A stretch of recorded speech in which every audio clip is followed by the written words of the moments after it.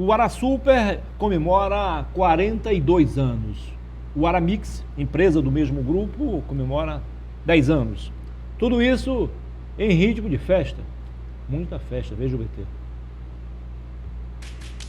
Super aniversário AraSuper, aniversário super seu. Tem sorteios e ofertas, prêmios todo dia, tudo isso pra chamar de seu. A cada R$60 em compras, você ganha o número da sorte para concorrer a 3 HB20s. É um HB20 por mês e mais de R$100 mil em vale compras de R$500. É o Super Aniversário AraSuper. Super aniversário AraSuper, tudo isso pra chamar de seu.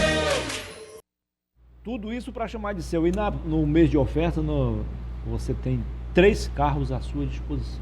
3 HB20. Um deles está lá no AraSuper 10 horas aparente, aqui próximo à TV Rio Branco. A cada R$60 em compras, você concorre a vários vales compras diariamente e a esses 3 carros. Então, quanto mais você comprar, mais chance você vai ter de ganhar. É isso, Antônio José? Isso. Com o apoio do AraSuper, do Aramix, do Instituto Medprev Rio Branco, além do Teseus 30 e do óleo natural de avestruz, do meu amigo Damião Viana, tenho o prazer de conversar com Antônio José Macedo. Obrigado historiador. A você pelo convite. Tudo bem? Não me formei em história, na verdade eu te agradeço imensamente o título de historiador, mas quero agradecer também já de antemão as aulas de história que tivemos aí durante a nossa vida escolar e depois, nas leituras. Eu sou um leitor. Você é um pesquisador. Eu gosto muito de ler e gosto muito dos grandes pesquisadores. Em recente conversa, inclusive com você lá na Rádio Difusora, eu falei para os ouvintes que ficassem atentos com relação a algumas datas, alguns registros, porque isso podem acontecer equívocos, não é? E eu gosto muito dos grandes pesquisadores. A pesquisa de campo universitária hoje é tudo para as universidades. Então, as pessoas que se formam, eles vão para campo e pesquisam esse material que sai dessa pesquisa. Quem vai formar, isso vai para a comunidade também. Pegando a sua deixa, Antônio José, isso. Um dia desse aqui, até alguns colegas não gostaram do que eu falei, porque eu falei o seguinte: não vamos acreditar em tudo que está ali no Google. Isso. Porque nem tudo ali é verdade. Já vi disparidade de datas. Datas e números. Isso, nomes, tudo. Por exemplo, se você der um Google aí, aniversário de Rio Branco, é possível que apareçam 2 datas ali. Aí você tem que saber qual é a certa. Porque existem as 2 datas. 28 de dezembro de 1882, mas tem também a de 13 de junho. É verdade. Isso.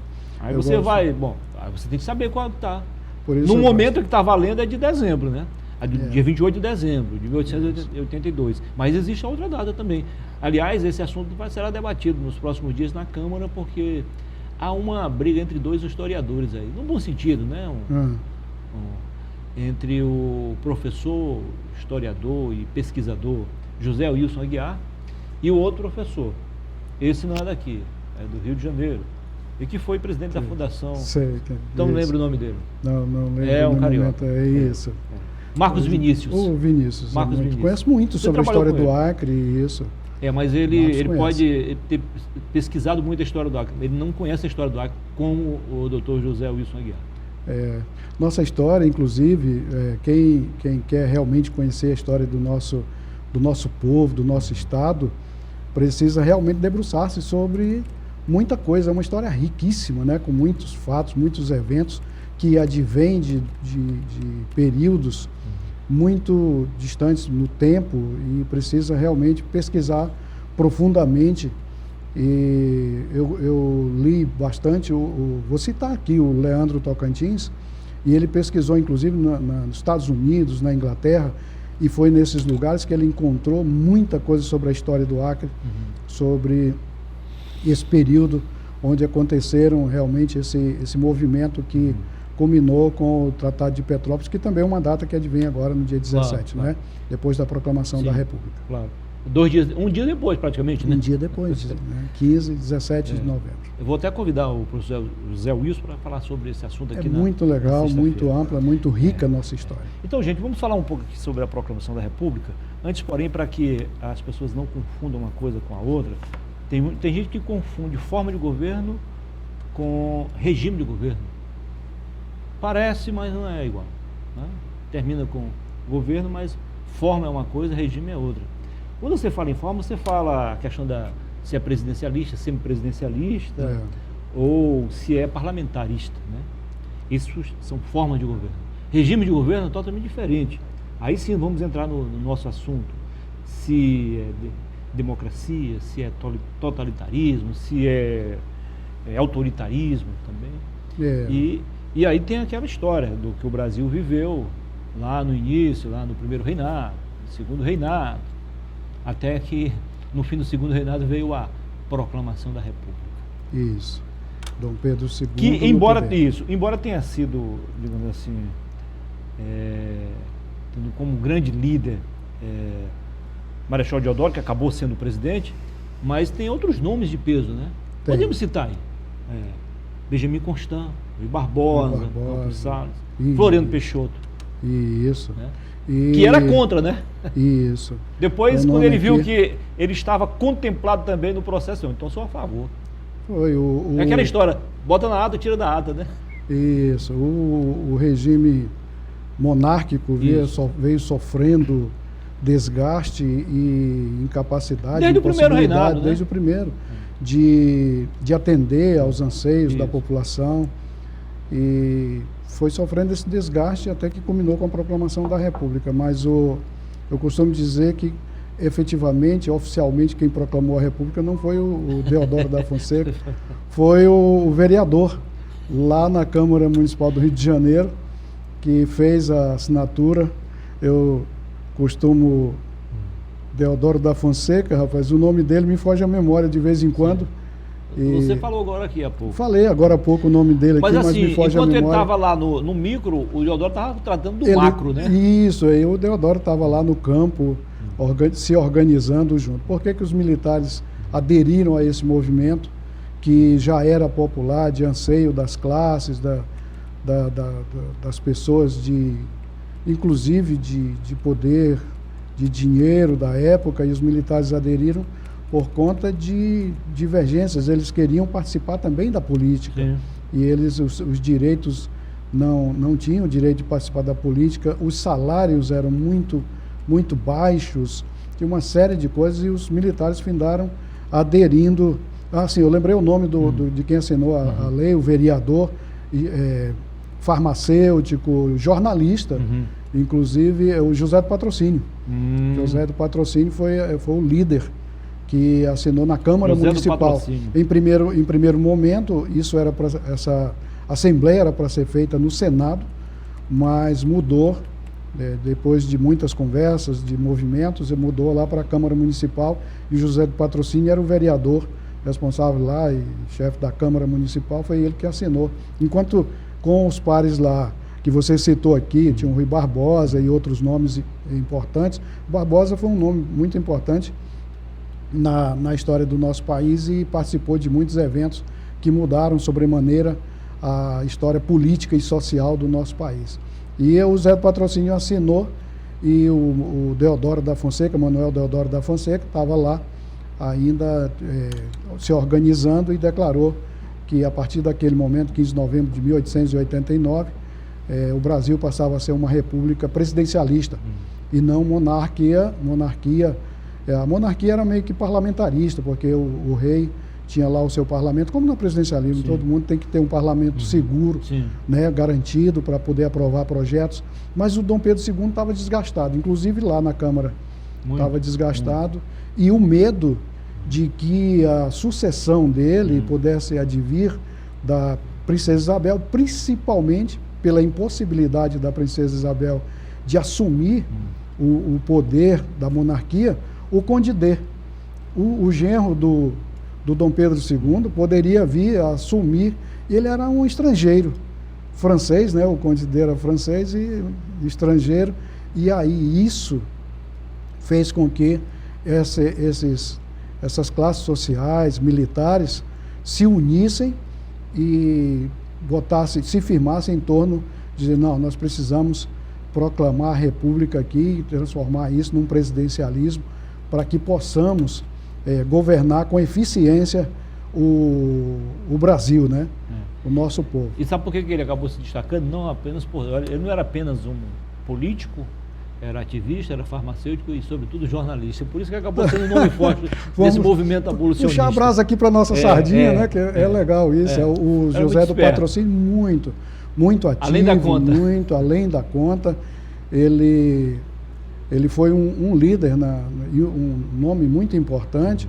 Junto aqui, quando eu vejo o nome de Rui Barbosa, eu vejo que Rui Barbosa e essas pessoas muito importantes nesses movimentos, que combinou com a efetivação da República Brasileira em 15 de novembro de 1889. Em 1888, a princesa Isabel tinha declarado extinta a escravidão no Brasil, mas ainda existiam escravos. Sim. Existiam escravos, existiam negros sendo perseguidos, escravos perseguidos, em busca de sua alforria e tudo, e esse movimento presidencialista veio para efetivar de vez isso aí. Aí tem aquela história que acabou sendo usada hoje como uma referência, tem uma força de expressão de dizer assim, não, isso é para inglês ver, né? Porque eles não queriam mais parceria com países que ainda mantinham viva a escravidão. Sim, e aí, antes mesmo dela ainda, ser extinta de fato, foi de mentirinha, né? A princesa foi só para inglês ver. Tem o nome da pessoa que realmente redigiu a carta a Lei Áurea, né? A lei que libertava os escravos. Eu sei que ela tinha 2 parágrafos.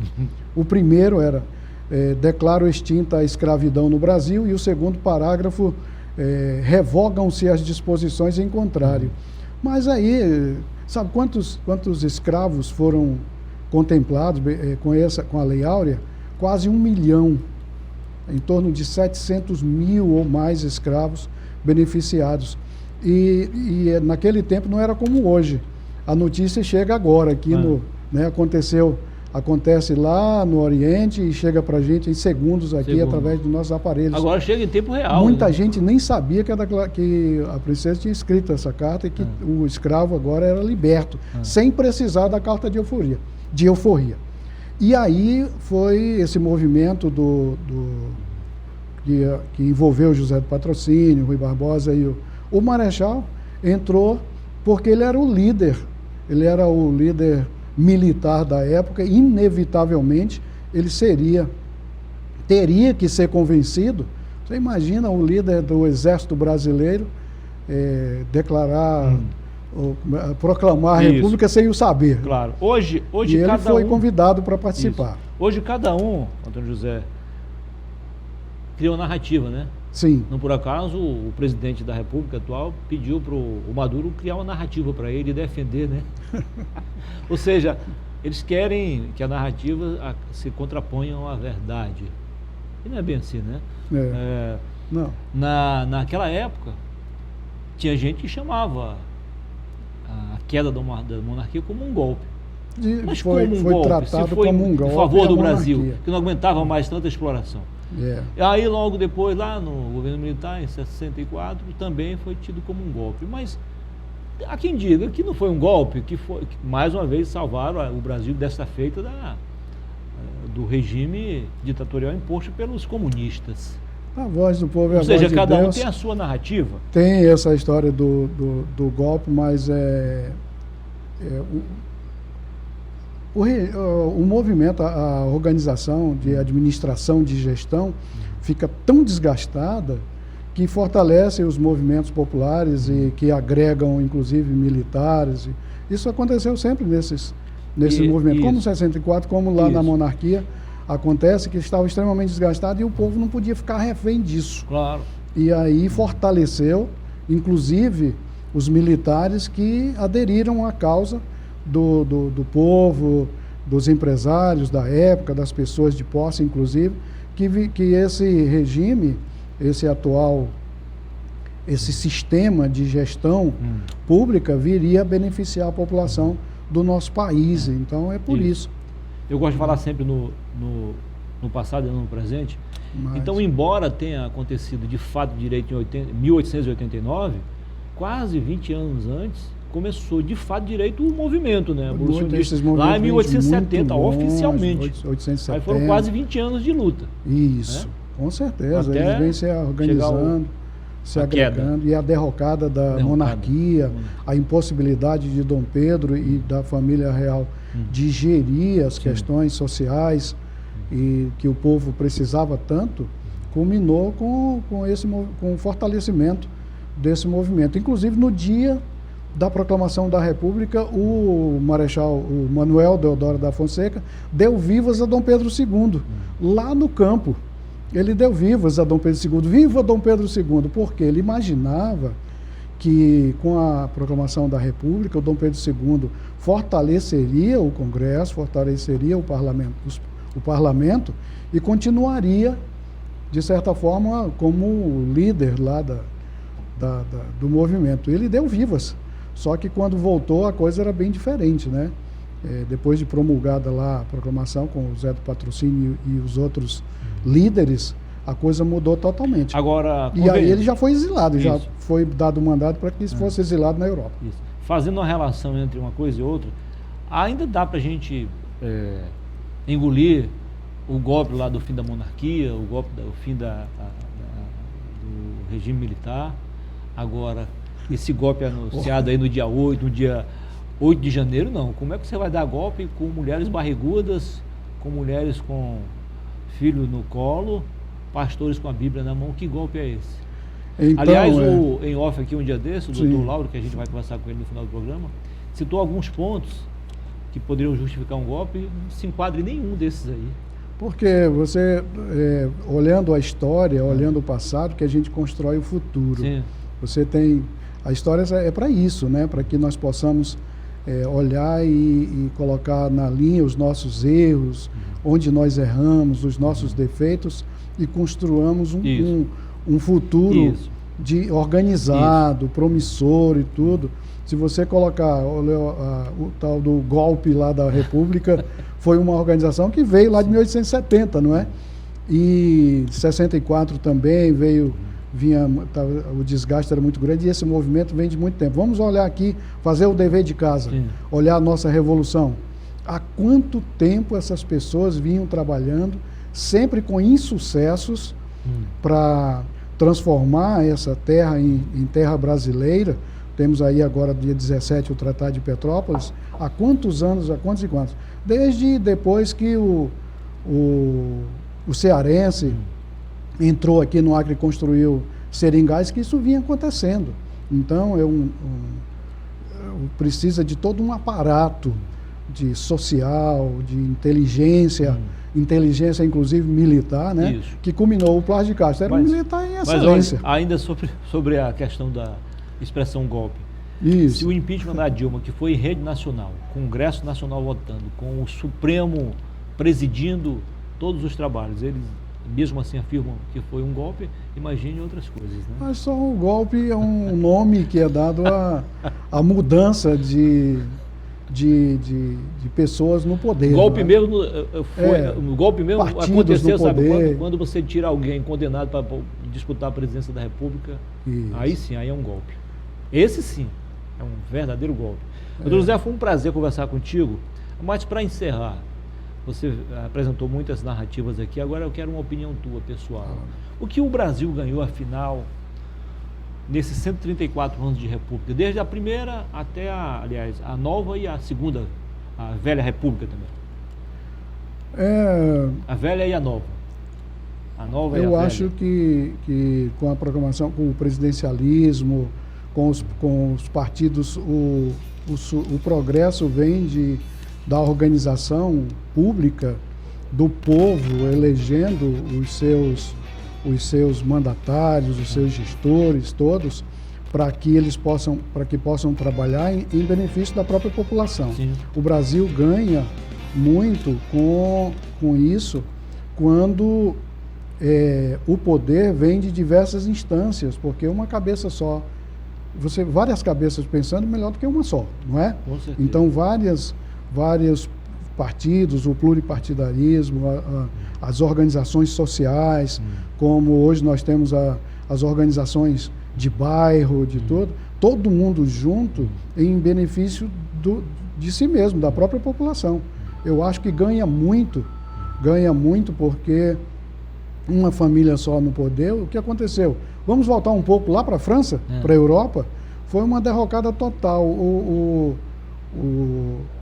reinado lá da França, daquela época, com a Antonieta e os reis, estavam pensando só em si mesmos, não é? E deixaram de pensar no povo. Foi isso que aconteceu com a Revolução Francesa. Do mesmo jeito, o Brasil ganhou muito. Eu acho que ganha. Precisamos, Muniz, estar atentos, né? Sempre para que o poder que vem do povo volte para o povo. Legal. Nós somos todos servidores da nossa nação, né? O presidente, o vereador, o Antônio Muniz, o Antônio José Macedo. Muito obrigado, bom feriado. Eu te agradeço imensamente pelo convite, estou muito honrado. E para mim aqui, está meio diferente, né, do estúdio de rádio. A gente tem que ir inovando, né? É verdade. Muito obrigado, Muniz. Um abraço, tudo de bom. Valeu. Depois do intervalo eu volto para conversar com o Carlos Alberto e com o Rodrigo Carlos. É Carlos de um lado e Carlos de outro. E no final do programa, uma conversa com o professor Dr. Lauro Fontes. Até já.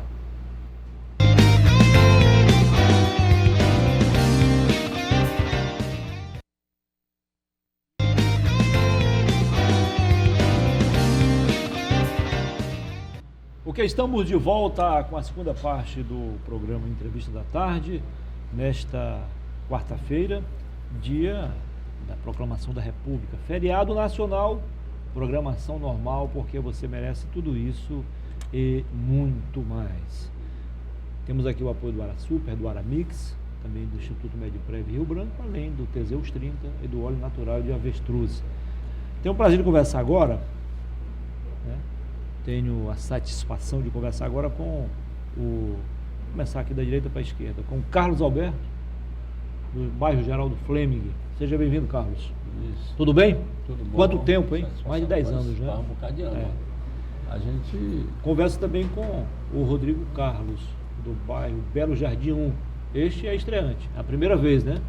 Seja bem-vindo, Carlos. Muito obrigado, Tudo bem? Prazer estar aqui, viu? Legal. Afinal de contas, fazer a pergunta aqui primeiro para o Carlos. Carlos, os líderes comunitários, eu vejo aí, de forma bem clara, eles estão divididos em relação à gestão do prefeito Tião Bocalhão. Uns aprovam, outros reprovam. Você é de qual lado, afinal? Eu sou do lado certo. É? Sou do lado de quem faz, de quem quer trabalhar com seriedade na gestão pública. Né? Você sabe que eu sempre defendi isso, né? Independente de que lado seja. Só que hoje eu sou defensor da prefeitura, né? do gestor Isso. Bocalhão. Por quê? Porque eu tenho andado na cidade, Muniz, e tenho observado... Você votou no Bocalhão em 2020? Não, eu votei na Socorro. Entendeu? Não fui eleitor do Bocalhão nessa gestão, da última eleição. Porque naquele momento eu estava com problemas de saúde, eu era seguidor do senador Alan Henrique. O Alan decidiu e eu perdi numa aposta. E votei na Socorro, e fui de Socorro. Mas isso, sabe, eu acho que a gente tem que dar a César o que é de César. Você sente-se representado hoje pelo Bocalhão? Sinto. Você conhece minha história, né, com o Bocalhão. Desde o início eu sempre fui Bocalhão. Continuo sendo Bocalhão. Porque antes, lá atrás, eu já tinha decidido que o Bocalhão, eu errei feio, votar na Socorro.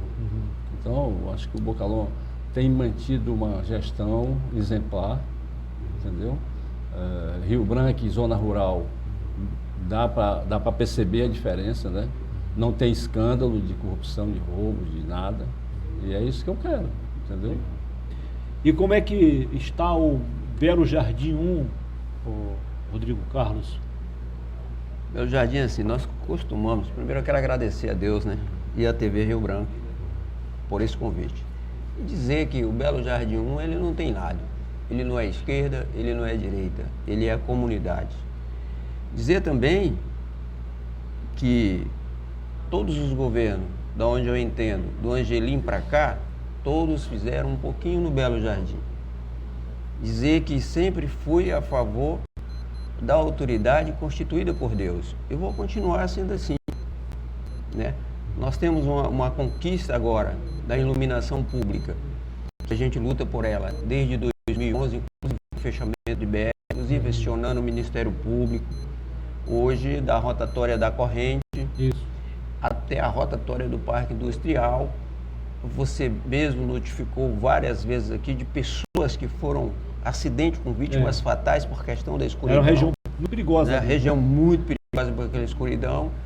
Então é isso, nós estamos aqui apoiando aquele que trabalha e aquele que levar obra para a nossa comunidade. Essa realidade mudou para melhor agora. Sim. Legal. Ô Carlos, afinal de contas, Rio Branco é uma cidade sem planejamento, ela não foi planejada.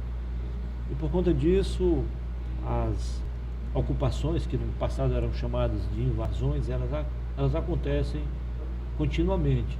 Em algumas gestões avançam, em outras não, mas elas acontecem sim. E as pessoas ocupam a região hoje, amanhã querem energia, querem saneamento básico, querem água, querem asfalto, querem tudo. E se você analisar bem as contas da prefeitura, depois que você subtrai ali as despesas discricionárias, obrigatórias, folha de pagamento, encargos sociais e tudo, sobra pouco para investimento. Verdade. Se o prefeito não for buscar ajuda no governo federal, governo estadual, ou em organismos internacionais, ou até no empréstimo, como agora o prefeito está pedindo, ele não vai fazer nada. Levando tudo isso em conta, você acha que o que foi feito em 3 anos e quase 4 anos, né? 3 anos e 10 meses, está dentro do limite do possível, ou acha que poderia ter sido feito mais? Mas eu acredito que tudo vai da economia, do sofá, né? Para mim, por exemplo, a invasão, o grande problema não é nem a iluminação pública, é quem comercializa as terras, porque é sempre as mesmas pessoas. E vai, Há uma depois indústria vende. muito forte. né? E vai depois vende, entendeu? E falando de gestão, o Bocalon, historicamente, eu vou falar pela minha esposa, que é funcionária pública há 34 anos. Ela ganhava R$900 na carteira. Não dava o mínimo. Dava o mínimo porque complementava de outra forma. Mas não era o... Não era o mínimo. Nessa gestão, ela foi para 2.000 e pouco. real. Entendeu? E todos os funcionários públicos, pode reclamar porque nunca está bom, nunca é demais. Não querem alguma coisa. Mas que deu uma melhorada, deu, entendeu? Eu ouvi isso aí de muitos servidores. E com recursos próprios. E o Bocalon não tem dependente do governo do estado nem do governo federal, não. O Bocalon está tocando a prefeitura com recursos próprios. Que nas outras gestões diziam que não dava, nunca dava. E nessa está dando. Entendeu? O que é que eu vejo? Alguns vereadores travam o prefeito, né, que é uma bancada de vereadores, que acham que ainda é do mesmo jeito do passado, que com o atual prefeito não vão ter vantagem. Então você reprova a atitude dos vereadores que não aprovaram aquele empréstimo. Reprova 100%. Mas você conversou com outros líderes também? Muita gente reprovou. Ficou ruim para eles. Então não ficou legal para os vereadores? Não ficou. isso?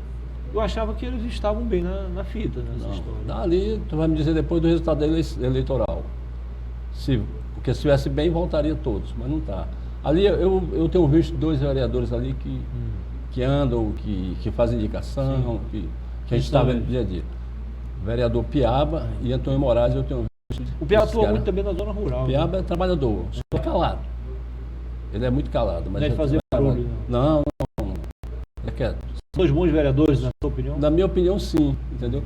O restantes ali, eles têm que avançar mais. Tá. O Rodrigo Carlos, você, por exemplo, aprova esse financiamento que o prefeito está propondo aí?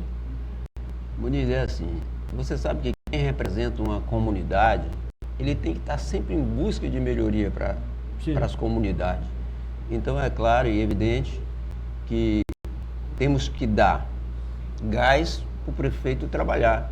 Ele já tinha ali em torno de 500 milhões E o pessoal diz, cadê o dinheiro? É claro que o dinheiro anda na cidade, que ele está investindo. Já foi investido todo. Já foi investido, está terminando ele. E precisa agora chegar nas comunidades, chegar no Belo Jardim 1, que nós sonhamos com o asfalto Rio Branco, né? E fiquei sabendo que esse asfalto Rio Branco estava dentro desse financiamento.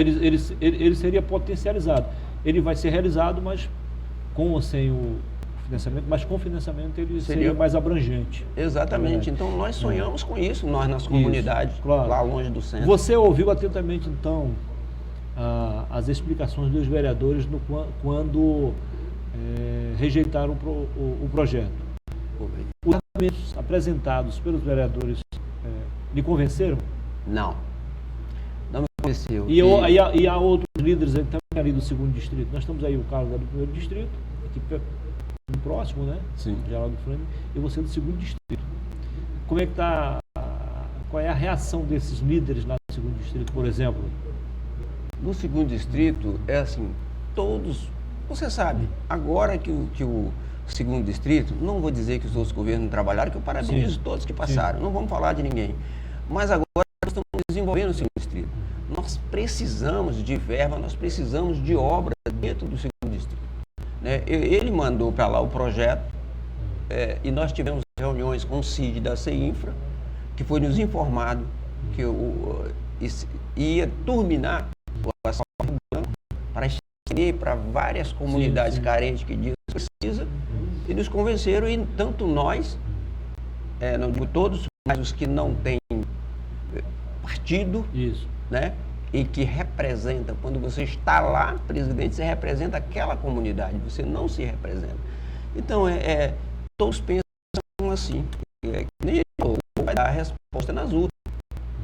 Carlos, você acredita numa recuperação total do prefeito? O prefeito estava meio desgastado, que é normal no primeiro ano, aí o segundo ano enfrentando pandemia também, é complicado para ele. Ele começa a reagir. Você acredita na reação dele? Não acredito porque, Luiz, eu não tenho político de estimação, mas acredito, porque o Bocalhau pegou 2 alagações, pegou a pandemia, entendeu? Distribuiu eletrodoméstico para aqueles alagados, sacolões atual, a zona urbana, rural, se tu for da zona rural hoje, em todos os lugares tem máquina trabalhando, todas, entendeu? Embora alguns são raspados, outros sarrados, outros estão cobrindo com de asfalto. Mas tem andado. E por que há movimentos, atos públicos exigindo ação aqui e ali na zona rural? Esse movimento eu conheço muito bem, né? É da minha época. Tem politicagem? Né? Ali tem alguém por trás e porque está sendo feito e todo mundo quer um pedaço. É o direito da comunidade reivindicar. Então, não é só uma questão política. Não. Eles querem primeiro o meu, depois os outros. Bonito, se você for na região ali do Benfica, na região aqui do chalé, entendeu? Aqui do chalé não tem, mas se você for lá, tem lugar que tem 500 metros que só tem uma casa e não tem ninguém. E o povo quer fazer movimentação para abranger tudo. Não existe isso. Aí você tem que priorizar onde tem mais exatamente. Gente, onde vai, onde o investimento vai contemplar mais pessoas. Se você andar no Barro Alto e Moreno Maia hoje, você vai ver... Você conhece toda a região? Eu conheço hoje a zona rural do Rio Branco, eu sempre conheci bem, né? Se você andar na região... é um projeto de assentamento? É um projeto grande, entendeu? Forte, de pecuária, de agricultura. Bastante produtivo. Entendeu? Se você andar na região de Porto Alegre, entendeu? Tem muita... Foi distribuído água lá para a zona rural e essa zona rural quase que toda. E plantação, café, milho, arroz. Tá. Então, o prefeito Bocalhau vai colher esse resultado daqui a 3 anos. O café é mais rápido, o milho e o arroz é mais rápido, mas o café demora. Mas o café já começa a apresentar também. O café já começa a apresentar resultado, mas ainda é lento, entendeu? E a mecanização com calcário que eu nunca vi na minha vida aqui com adubo. O Bocalhau está incentivando o café, que eles chamam café clonal, que você diminui de 5 para 2 anos e meio o tempo da colheita, amplia, se aumenta em até 50% a produção, sem perder a qualidade. Eu não conheço muito bem essa sua plantação, eu tô meio... mas eu digo assim, ó, eu nunca vi distribuição de calcário e de adubo aqui para Rio Branco, para ninguém. Até porque é relativamente caro. E o produtor não paga o petróleo hoje para trazer seu produto, não paga o transporte, não paga, tem assistência. Claro que ainda é precário, mas já tem, um bom começo. E a gente tem que reconhecer. Eu, como líder comunitário na minha época, você sabe que eu sempre fui crítico dos investimentos e continuo sendo. Legal. Porque eu acho que dá para fazer mais.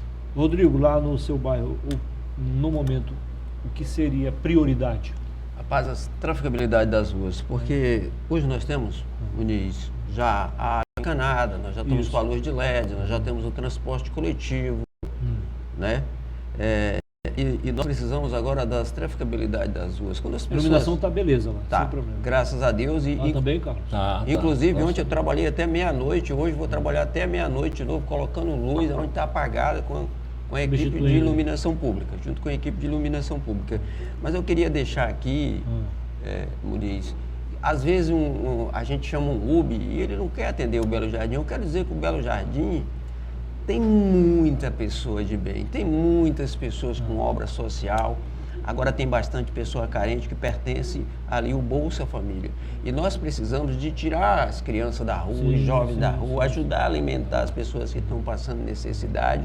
E aí é uma coisa que eu peço aqui para vocês até divulgar. Nós fazemos o Dia das Crianças, o Dia da Mãe, dá lá 700 crianças, dá lá 500 mães, e a gente interage com todo mundo, não tem uma briga, não Isso. tem nada. No último dia de Expo Acre, o trânsito estava meio complicado aqui na zona central e o nosso motorista cortou ali por dentro. Por dentro. Uma via que foi totalmente asfaltada, acho que foi pela prefeitura ou pelo governo. ali. Prefeitura, emenda do senador Alan Rick. E beneficiou vários bairros, inclusive o Belo Jardim. Sim, né? inclusive interligou o Belo Jardim com o centro da Você cidade. chega rápido ali agora. Que agora, Muniz, está sendo uma ponte maravilhosa. Bom, aí vai completar tudo. Né? Né? 3 metros acima do nível da água. Não vai ter mais problema E com de a- alvenaria, né? Que vai tirar aquele engarrafamento da corrente, Então viu? mesmo com o Igarapé transbordando... Não chega não nela vai e ter ela de problema. alvenaria e vai... São 23 bairros da Regional Belo Deve ser Jardim. concluído ainda esse ano ou só o ano que vem? Eram 6 meses. Ele está com 1 mês, falta 5, né? Que ele pediu lá.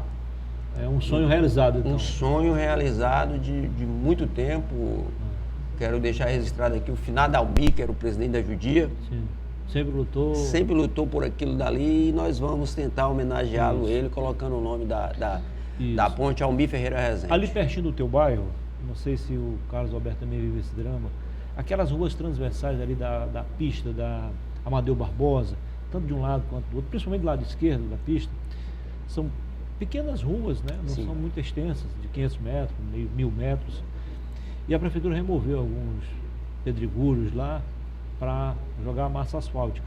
Aí começou a chover, aí é o seguinte, o que estava ruim ficou pior. Ou seja, Santa Fonte. Não. Aí é o seguinte, Canaã. não, é do Canaã.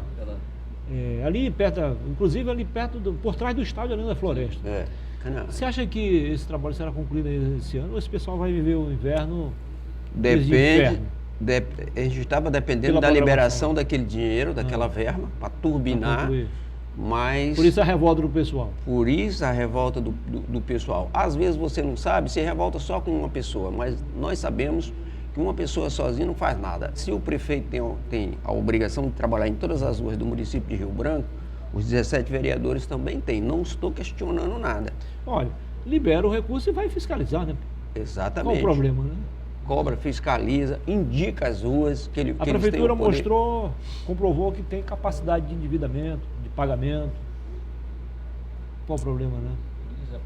Se você tem uma revista que não me recordo o nome, que saiu agora o resultado, das prefeituras das 5.570, está entre as 20 melhores prefeituras mais bem saneadas. Então, qual é o motivo de não aprovar? Entendeu? O que eu observo, diz, é que aqui há uma sujeira da política criana para tirar o prefeito Bocalão. Tudo que não presta ali estão se unindo para tirar o prefeito. Será que isso acontece mesmo na prática?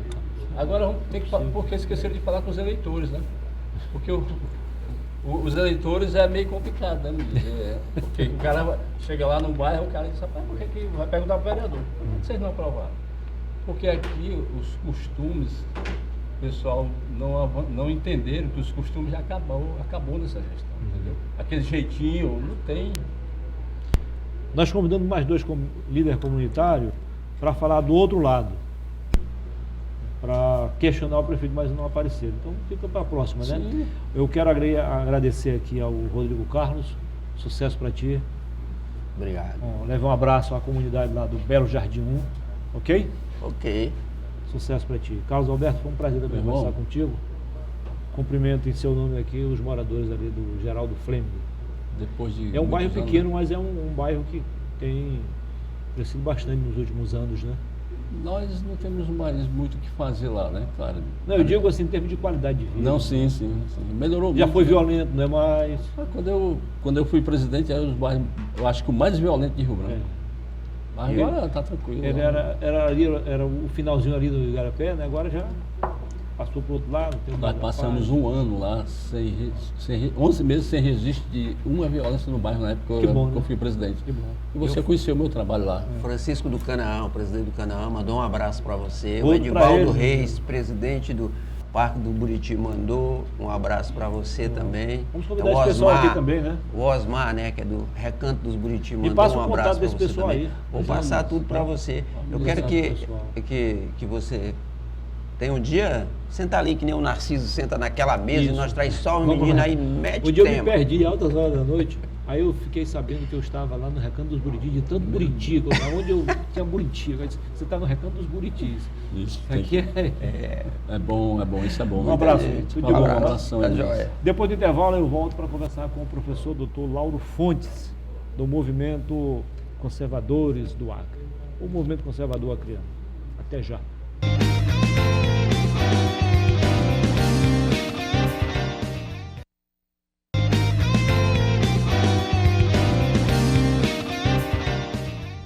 Ok, estamos de volta com a terceira e última parte do nosso programa de hoje. Neste feriado nacional, programação normal, porque você merece tudo isso e muito mais. Hoje, 15 de novembro de 2023, há 134 anos, era proclamada então a República, né?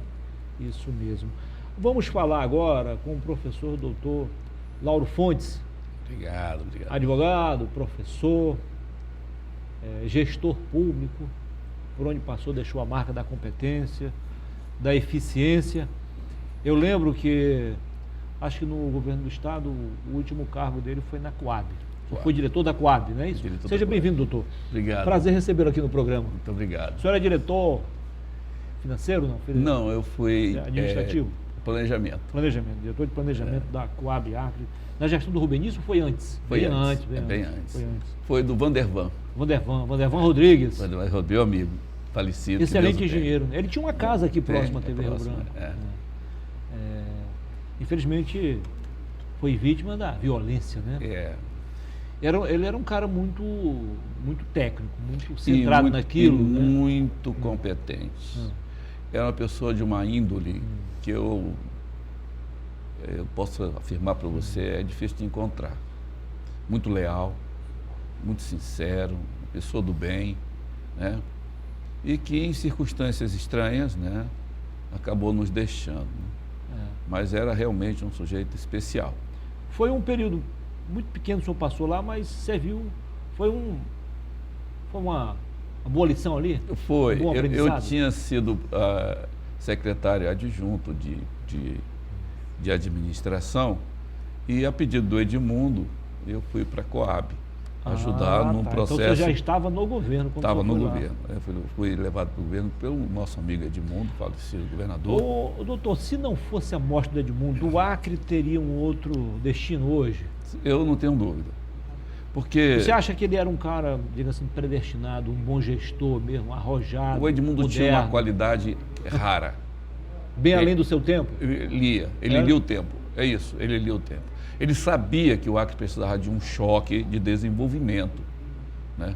Então a visão dele era isso. Ele sempre dizia, nós vamos fazer uma verdadeira revolução Revolução. moral e ética Isso. nos procedimentos políticos e administrativos do nosso E Estado. técnico, Técnico. porque o negócio do Edmundo era com técnico, ele queria técnico. Isso lembra muito um saudoso governador para a história do Acre, que é Guiomar dos Santos. Você, numa palestra, há mais ou menos 2 meses, menos de 2 meses, mas quando eu digo mais ou menos, está dentro aí do contexto. Está dentro. O senhor me chamou a atenção quando disse que ele foi o primeiro e único verdadeiro conservador a Único passar no na Palácio história do Rio Branco. do Acre que Passar no era governo. verdadeiramente conservador. poucos dizem da história de Guiomar e é preciso que as pessoas voltem a ler a história dele verdadeira, por trás da história oficial. Ele era um conservador, inclusive com ideias estruturais do conservadorismo de Plínio Salgado. Ele trazia incorporado isso. Há notícias dada pelo falecido contador, um dos melhores que passou pelo Acre, Foque Jardim, de que ele participava de marchas, inclusive, né, em defesa dos valores conservadores na época. Esse é Guiomar verdadeiro. É a primeira vez que no Acre o orçamento é conservador. No conservador, as pessoas confundem o conservadorismo com aquela coisa de pelo menos. Não. Guiomar sabia da história que tinha que ser escrita. Então ele faz o orçamento em que o plano dele cabia no orçamento, não o contrário. É por isso que é a primeira vez que no Acre o plano é de desenvolvimento a partir do estabelecimento da infraestrutura de campo, com ramais, com pesquisa, né, que trouxe para cá um centro de pesquisa para domesticar as plantas e colocar isso dentro de um plano de negócio, de governo, mas também de um modelo de negócio no campo. Existe uma velha frase, em alguns momentos eu concordo com ela, em outros não. Eu quero a sua opinião agora sobre isso. Diz o seguinte: a história só se repete com farsa. Não lembro o autor, o importante é o conteúdo aqui. Você acha que depois de fazer um excelente governo, Guiomar Santos seria um excelente governador também no segundo mandato? Eleito pelo povo? Olha, a história pode responder isso, né? O Guiomar não veio daqui do nada. Não veio por acaso? Não. Isso é uma história mal contada. Guiomar veio de Ponta Porã, do território de Ponta Porã.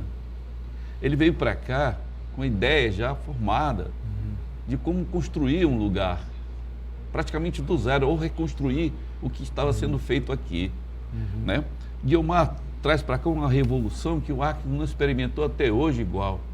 Ele traz para cá Maria Angélica de Castro, uma educadora. Que emprestou o nome a uma escola Isso. por onde passaram vários personagens. Vários personagens da história criana. Inclusive Seja intelectual. Executivo, Isso. judiciário. Guiomar traz a Angélica de legislativo. Castro para cá e todo o sistema de educação do Acre é refeito. É construído um plano de educação decenal para o Acre. O cara era um visionário, né? Então, mulheres passaram a estudar, fizeram escola de formação pedagógica, chamada escola normal, né? As escolas ganharam um modelo curricular, né? O sistema cobria todo o estado, o Acre apontava para o futuro. Nós fomos interligados via aérea. Guiomar trouxe aviação para cá, aeroportos, trouxe toda a infraestrutura de comunicação que você participou dela já, né? Conheceu como é que funciona a radiodifusora acreana, né? O primeiro plano de desenvolvimento urbano, na verdade, começa em Guiomar, quando ele reestrutura as ruas da cidade e amplia para o rumo do bosque através daquele conjunto habitacional antigo lá, que estava lá, que era o IPASE, né? Trouxe para cá a estação experimental, que era uma escola tipo, era um instituto de pesquisa como a Embrapa daqui na época. Gado vinha de avião para cá para começar uma bacia de fornecimento dessa proteína, do leite, da carne. Então isso é Guiomar. Ele não tinha medo de investir não, né? Porque ele trouxe, é verdade que ele trouxe em aviões... É um avião especial, algumas né? matrizes para investir aqui na pecuária. Na pecuária. Quando dizem a pecuária não é no Acre, olha, tudo pode ser no Acre, tudo tem espaço, sabem disso. Nós, conservadores, não vemos essa ideia de que a floresta em pé é a única saída para nós. Tem espaço para tudo. No modelo de desenvolvimento racional conservador, tem espaço para a economia de base florestal, tem espaço para a agropecuária, tem espaço para todas as outras culturas perenes, como arroz, café e outros, né? Como soja, milho, tem espaço para tudo isso. Não foi à toa que o Acre pagou o preço de ouro um inventário no Acre chamado é um relatório feito de todo o conhecimento da geografia, não só do relevo, mas do solo, do clima, da água, né? Do potencial do solo, né? Que está aí publicado, é só voltar a vista para lá. O que a gente não vê aqui é alguém estudando isso. É o zoneamento econômico e ecológico do Acre que está aí pronto, disponível para todo mundo. Só que a gente vê os caras aqui prometer que vão desenvolver tudo a partir de produção e sequer a boca dos ramais estão limpa. Em pleno verão, o maior verão do Acre nos últimos anos, da Amazônia, do Brasil, e a gente não tem acesso aos ramais, a produção não é retirada do campo, não tem armazenamento para essa gente, não tem transporte para essa gente, não tem plano de financiamento da produção, nem garantia de preço através de preço mínimo, não tem entrepostos. Aí a gente fica olhando para o Pacífico sem olhar para dentro de casa, isso Guiomar fez. Aproveitando, se você quiser completar alguma coisa, o senhor pode... Não, fica tranquilo. É só para a gente não Eu sei perder que aqui o o tempo fio da meada. Não, fica tranquilo. É danado. Se bem que, quando eu entrevisto o senhor, é bom a gente dispor de pelo menos dois blocos, né? Obrigado. Porque o senhor fala muito, mas a gente tenta excluir alguma coisa, não, porque o senhor fala com muitos dados. Isso é importante, eu acho que o telespectador gosta disso. Vou dar uma aula aqui. Obrigado. De história do honrado, passado, do presente e do intimidade. futuro. Mas é o seguinte, o povo acreano, desculpa a expressão aqui, em alguns momentos, eu não digo que o povo é ingrato, mas em alguns momentos age com ingratidão. É diferente, né? É muito diferente. De você agir com ingratidão e ser ingrato. Quando o Dantinha foi governador, e ele fez um bom governo também, o senhor sabe disso, embora estilo diferente um pouco do Guiomar Santos, e também do próprio Macedo, que era do mesmo partido. O Macedo era mais progressista hoje. Progressista, essa palavra é para esconder o esquerdismo. Né? Mas tudo bem, a gente entende muito bem.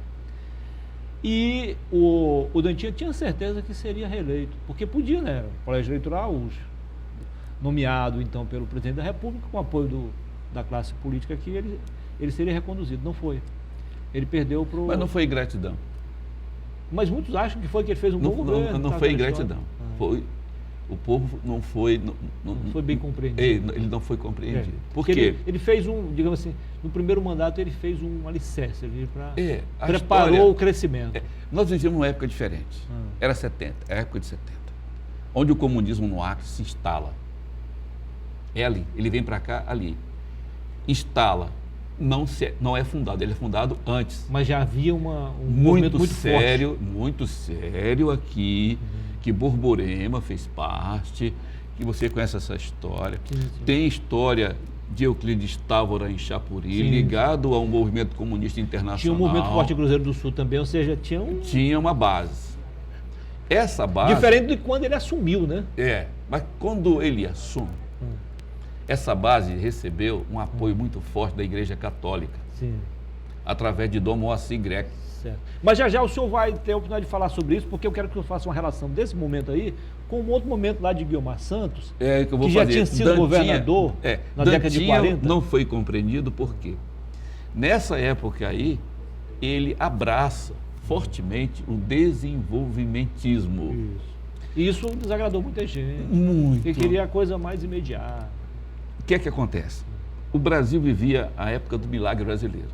A 364 surgiu, naquela época, como surgiu a Ponte Madeira. Uma mentira. Né? Era terras sem homem para homens sem terra. Terras para homens sem terra. Então, a 364 seria a liberdade do povo acreano para o desenvolvimento. Então, foram criadas à margem dessa estrada, de um lado e de outro, e nos seus terminais, os famigerados PAD, Projeto de Assentamento Dirigido. E aí começam os problemas. Não é o grande latifúndio. Entendi. Né? Bom, eu quero que o senhor faça uma relação desse momento com outro momento, porque Guiomar Santos já tinha sido governador do Acre de 46 a 50, e ele tinha tudo para ser, em 62, governador eleito, para fazer um mandato bem mais abrangente que o primeiro. Tinha tudo para isso. Só que no meio apareceu outro José, que não era Guiomar e que não era Santos. Era José Augusto desse Que movimento. não era conservador. Não, era tido não. hoje como, Não era. José Progressista, Augusto era um como- progressista. Era um para não progressista. dizer comunista, né? Não seria. Mas José não pode ainda ser chamado assim. Ele era um desenvolvimentista também. Mas de fundo, sabe, progressismo, então os movimentos sociais, essas coisas ele era muito sensível. Não que não se deva ser. Para ser sensível a todo o movimento social. E embora fosse influente, não era tão conhecido Pronto. como era José Augusto, como era José Guiomar dos Santos. Isso. Então, Veio de que- Cruzeiro do Sul É e daquele ganhou grupo a de lá. eleição bem mais jovem. Bem mais jovem. É Você professor. acha que isso levou em conta o fato de ser professor, ser mais jovem? Não, que levou Tinha uma foi- boa oratória também. Foi, né? mas foi o programa dele. O programa dele era popular. Era falar para o povo. Vindo de um grupo muito articulado, que é o grupo de Cruzeiro do Sul, que eu digo aos Era muito forte, né? Era muito forte. O pessoal vinha com um discurso de autonomia. Digamos assim, pronto e acabado. De autonomia, o Acre, Agora é a nossa vez. que é, na verdade, um reflexo de uma história triste. A diferença não foi grande, né? Não. 52 a 48, Mas não foi suficiente pra- Guiomar não sai da vida pública, você sabe, né? Mas ele perde aquela sofreu eleição. um baque ali. Sofreu. Ele sofreu. No fundo, eu acho que ali ele já saiu, porque... Ele desiste dali, mas não desiste da causa, tanto que depois Sim, ele voltou como... Ele foi deputado, depois, deputado e foi senador. é. Mas não foi mais governador. Não foi mais. E nem queria mais. Sim, eu confesso para o senhor que eu não acompanhei bem, depois do desfecho da história, ele não quis mais. Não quis mais. Guiomar, Eu acho que ele ficou a vida decepcionado legislativa para profundamente. Guiomar era a cara dele. Ele podia falar, né? Ele podia expressar-se. Né? Aqui não era Ou complicado. seja, a gente pode dizer que ele preparou o banquete e não ficou, não preparou não a ficou pra festa, festa. e não ficou para a festa. É. Mas lembra que essa história de ingratidão é cultural no Acre. É da nossa cultura. O acreano é esse cara. Quando ele cisma de fazer uma coisa, não adianta... Não adianta. Porque ele vira para um lado, ele vai. Com uma coisinha pequena, mas serve como exemplo Serve. também.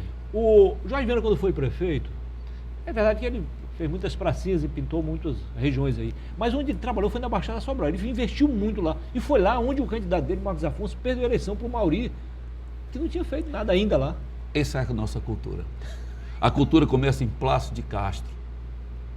Plácido de Castro. Depois o Mauri até fez alguma coisa lá, mas não tinha feito nada. Não tinha feito. Mauri era um ilustre desconhecido. O Plácido de Castro morre por causa desse problema. Os seringais quebraram. Não havia riqueza aqui. Aquele livro, Modo Seringal, Sim, né, isso. que escrevi, aborda isso. O Acre perdeu a riqueza. Não circulava riqueza por aqui. A única riqueza que tinha era um novo nicho, que era o Estado, os recursos da União. Então, Plácido de Castro ocupou esse espaço. Não sobrou espaço para os seus adversários. Entendi. A solução era, covardemente, tirá-lo da cena política, e assassinaram ele por causa disso.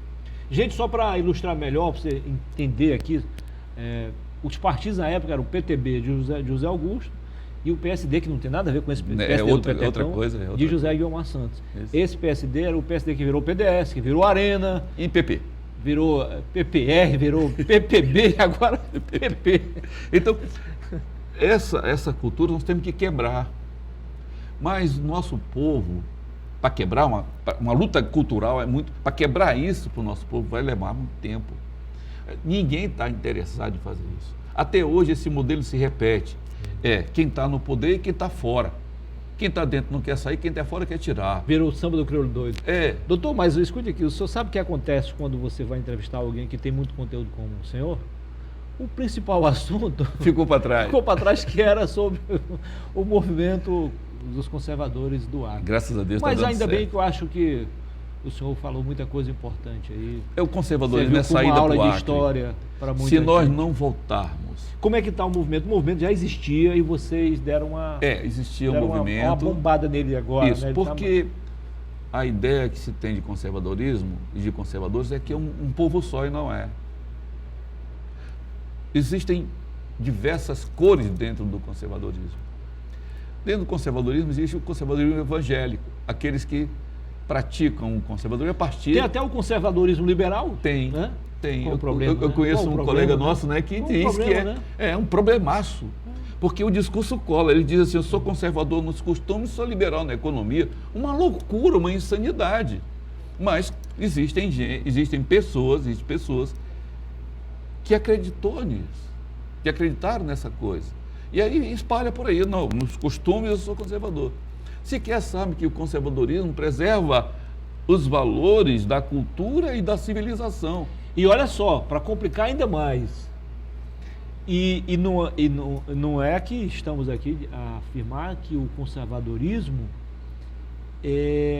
também defende, digamos assim, o contrário, ou seja, porque o liberalismo vai de encontro, e não ao encontro, do pensamento progressista.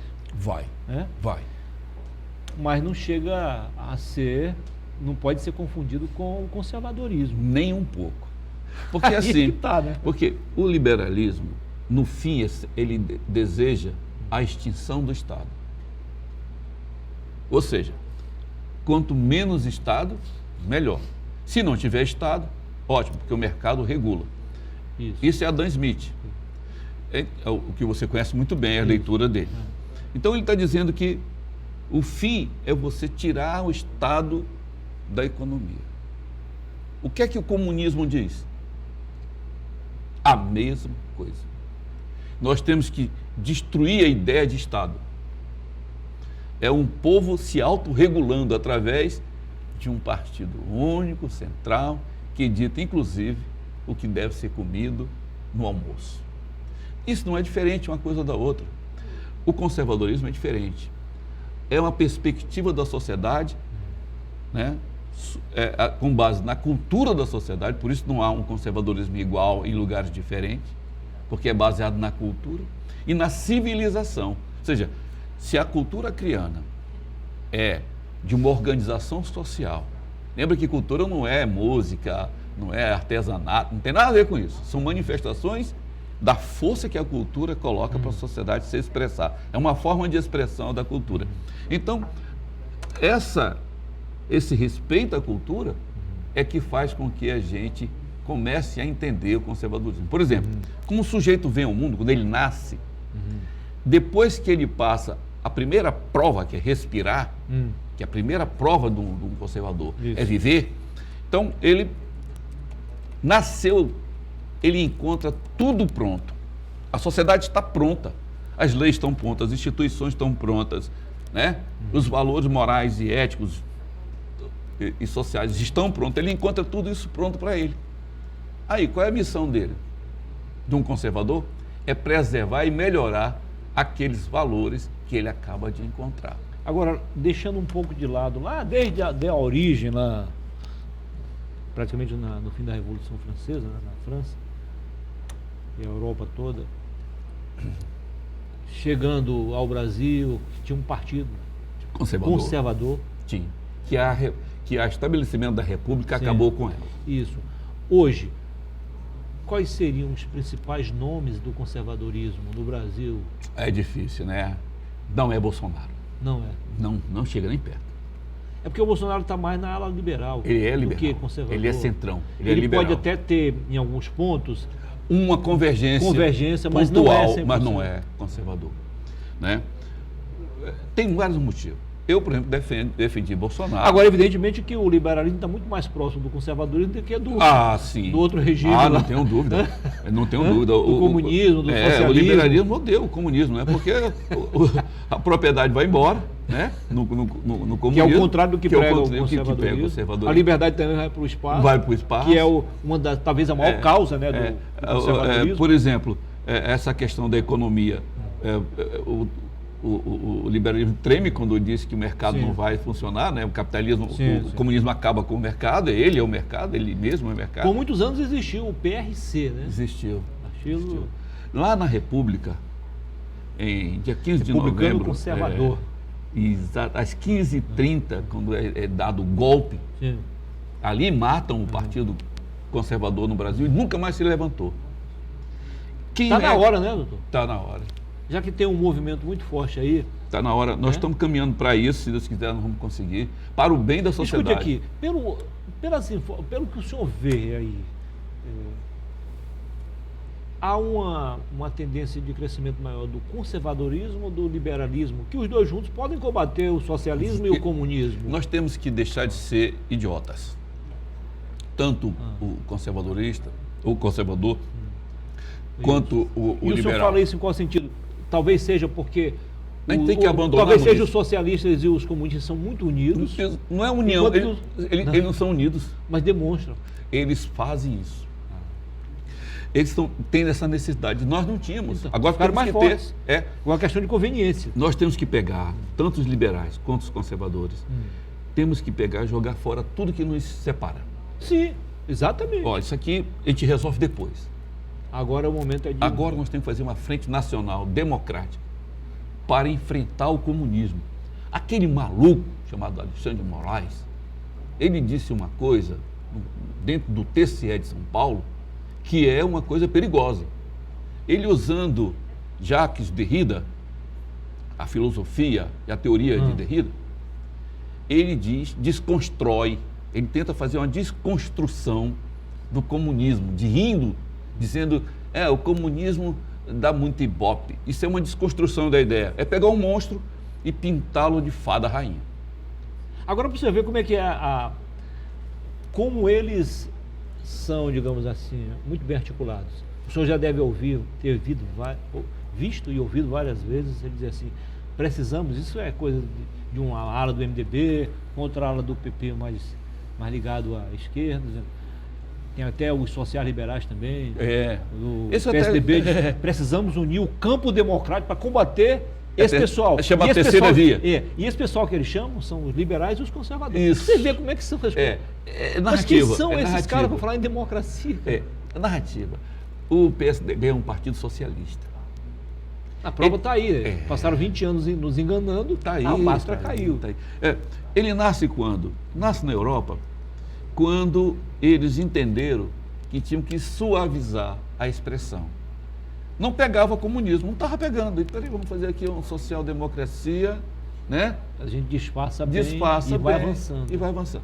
Mas eles fizeram uma revolução no Brasil com o plano cruzado. Eles tinham poder, eles queriam poder. Tinha E que para fazer se manter mesmo. no poder, tinha que fazer. Nem que seja de mentirinha aqui. Nem que- Depois a bomba estourou, né? E- Com aquela história do Fernando Henrique dizer que R$1 era um dólar. Na marra, né? Na marra. Olha, só porque ele queria. em 1888, um ano antes da República, Gabinete Ouro Preto, nomeado e estabelecido pelo nosso imperador, elaborou um plano, né, interessante que contemplava tanto os interesses dos liberais, que eram os governadores provinciais, Assim, vamos voltar 100 anos, 1888. 1888, isso. isso. Então, ele elaborou isso, mas contemplava também o interesse da monarquia e dos conservadores. Olha o que aconteceu, derrubaram Não teve o como sustentar a Não, República. derrubaram. Aliás, a Quem monarquia. derrubou? Os liberais, financiado, promovido, patrocinado pelo grupo dos governadores provinciais, junto A com época não tinha estados, eram as províncias. as províncias. Por que que não... se tornaram mais fortes do que as províncias nordestinas. E domina o Brasil até hoje. Nunca mais o Nordeste voltou a ser o que era. E nunca mais a nossa democracia foi a mesma. Por quê? Porque os interesses desse grupo tinham que prevalecer em relação à coroa brasileira e os conservadores. Foi quando o café com leite se sobrepôs à cana-de-açúcar. A cana-de-açúcar. Então, no fundo disso, o pano de fundo disso é essa briga que O Brasil tá até tem, hoje. tem umas histórias Interessante, né? E as insurgências, rapaz, você é tolo, rapaz. Você acredita mesmo que aquela coisa do Nordeste levantar, as cabanadas, isso, o que está o plano de fundo disso? Alguém que estava movimentando, tanto como foi movimentado aqui no Acre pela CONTAG, ressurgindo a organização dos camponeses. Né? E aí das o ligas camponesas. resultado está aí. 20 anos depois, o Acre está Entregue bem bem inferior a Rondônia, em qualquer lugar. E quando você faz o confronto direto entre Rio Branco e Porto Velho, aí Os nossos políticos não leram. 60% da nossa sociedade acriana está na pobreza. 53% em riscos sociais. 40% abaixo da pobreza. Ou seja, de 5 acrianos, um passa fome. E o senhor esqueceu outro percentual que está entrando também já na pobreza. Pois é.